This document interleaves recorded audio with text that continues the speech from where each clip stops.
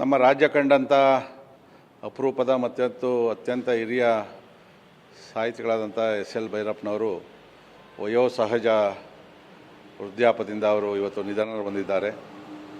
ಸರಸ್ವತಿ ಸಮ್ಮಾನ್ ಇನ್ನು ಮುಂತಾದ ಪ್ರಶಸ್ತಿಗಳನ್ನು ಪಡೆದಂಥ ಅನೇಕ ಗ್ರಂಥಗಳನ್ನು ಬರೆದಂಥ ಒಬ್ಬ ರಾಜ್ಯ ಕಂಡಂಥ ಒಬ್ಬ ಮಹಾನ್ ಮೇಧಾವಿ ಕೂಡ ಅವರವುದು.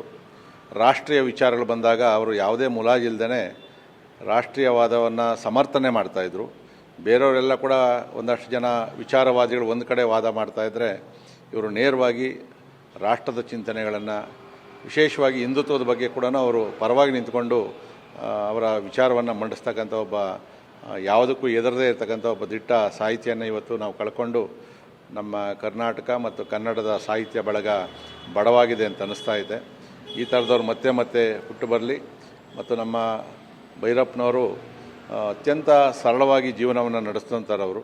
ಸೊ ಇವತ್ತು ನಿಧನ ಹೊಂದಿದ್ದಾರೆ. ನಮ್ಮ ರಾಜ್ಯಕ್ಕೆ ತುಂಬಲಾರದ ನಷ್ಟ.